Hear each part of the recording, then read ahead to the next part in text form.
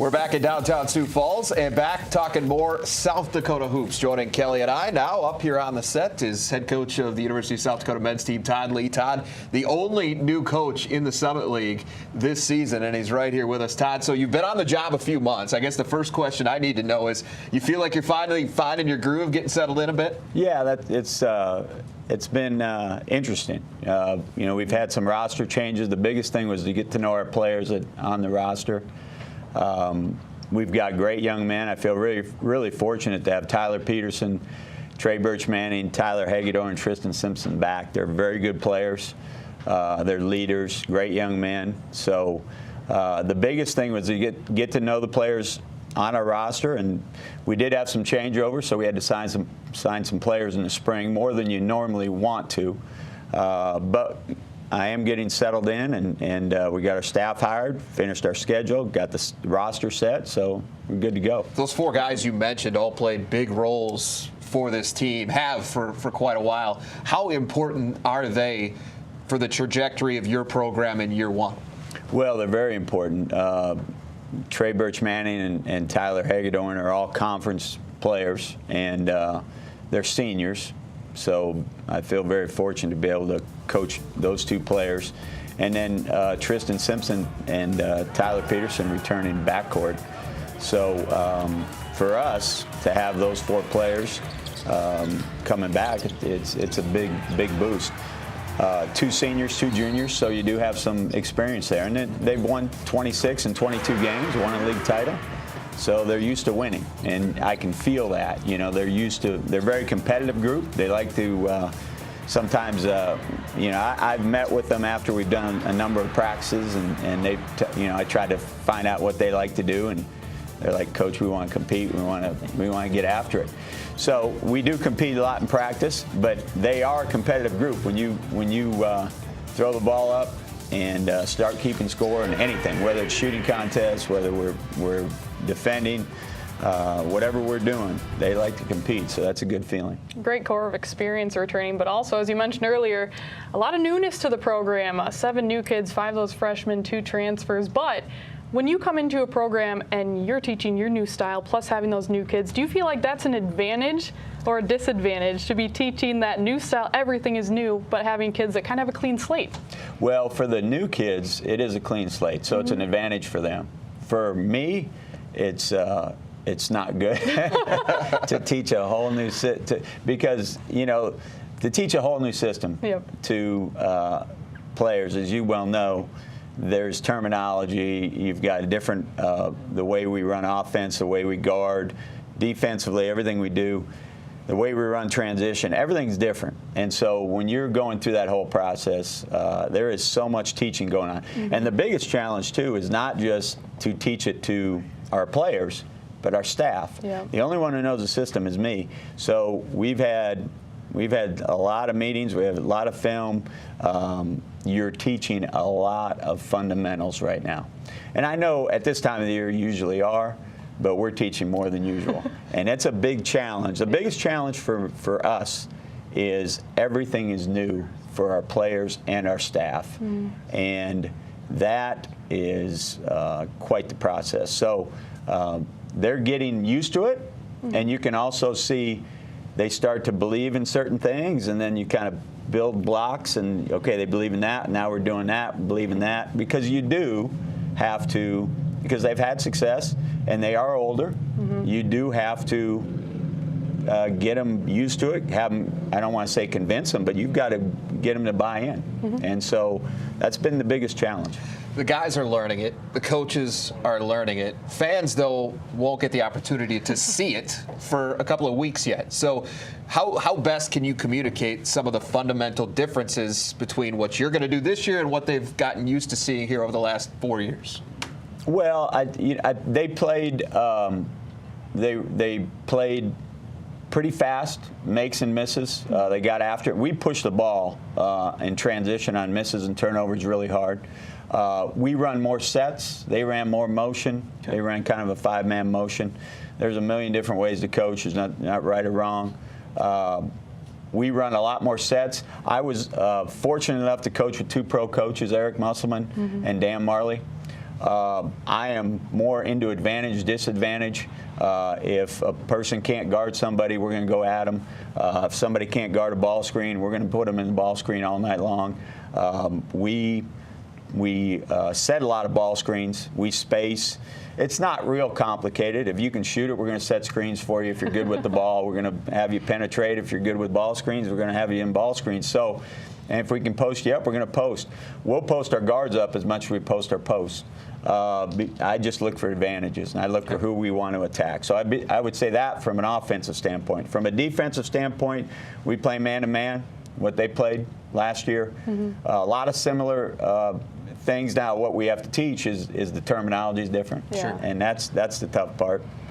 We were, last year at GCU, we led the entire country in three-point field goal percentage, 27%. It was by far the best in the country. We try to take away layups, and we don't give up threes. So we spend a lot of time defensively in preparation. Some of the things that they did last year, we do. We've got an advantage because Trey Birch-Manning can guard pretty much everybody on the floor. Sure. So he can guard a point guard, he can guard a 4, he can guard a 5. So we do a lot of things similar to what they did last year.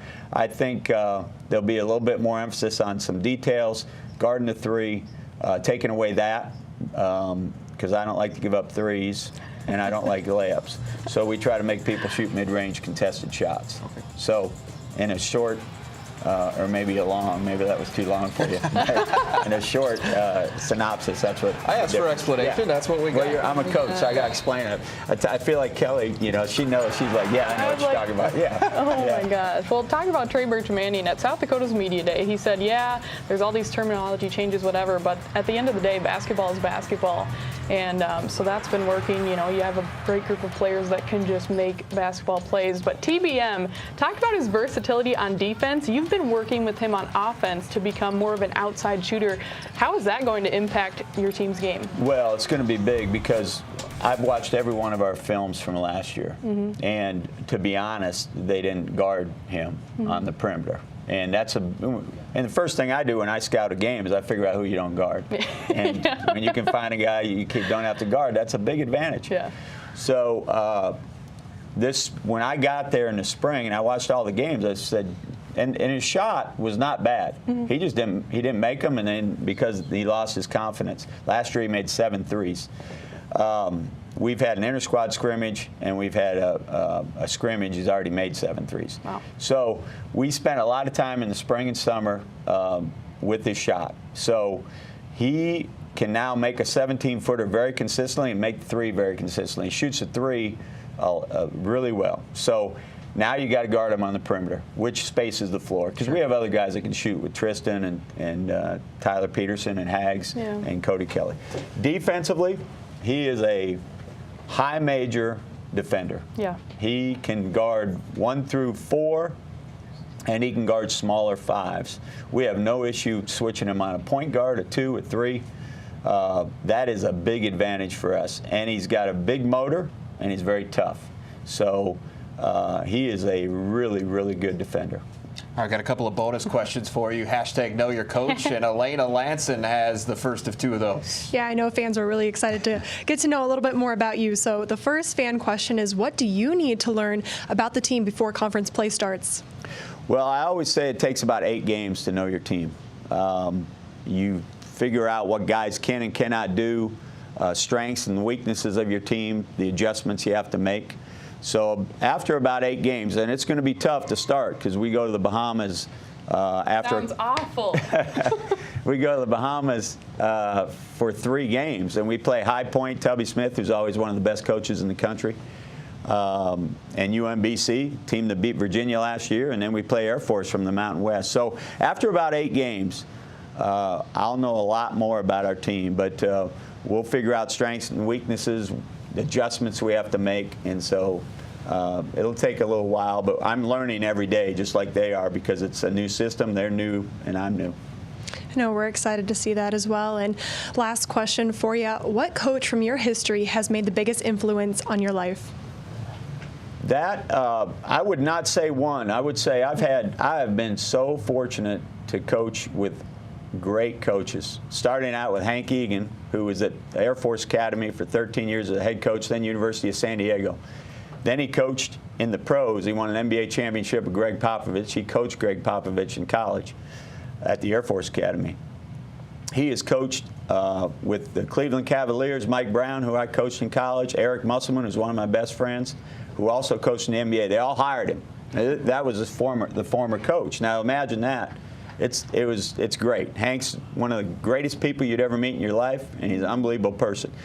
Pat Douglas, I was with him for 11 years. He won 3 national championships in 5 years at D2. We went to 7 straight Final Fours. We went to Irvine together, and Pat is, I mean, when I'm coaching, I say a lot of stuff he does all the time.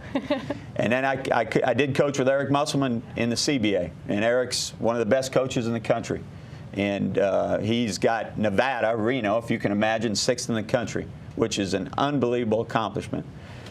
He is literally one of the best coaches in the country and unbelievable competitor. And then Dan Marley, the toughest person I've ever been around, bar none. It's not even close. He is ultra competitive, ultra smart, high intelligence. I was with him for 5 years as associate head coach. We're great friends. He's doing an unbelievable job at GCU. He could coach pros, he could coach college, whatever he wanted to do. Those 4 men have influenced my life, not just on the court, but off the court. But to say those 4 guys, and then Randy Bennett at St. Mary's, he and I coached together at San Diego, and Randy's one of the best coaches in the country. That's a pretty good group. I can't say any of them have influenced me more than others, but I'm really proud to say those are the 5 guys that I've spent most of my career coaching with. All right, well, good stuff from you, Todd. Good luck in this first run through the Summit League. Certainly all eager to see how things go with South Dakota. Wish you the best of luck, and thanks for joining us here today. Stay tuned. Coming up next, the Summit League tournament champion, South Dakota State women. Aaron Johnson joins us next.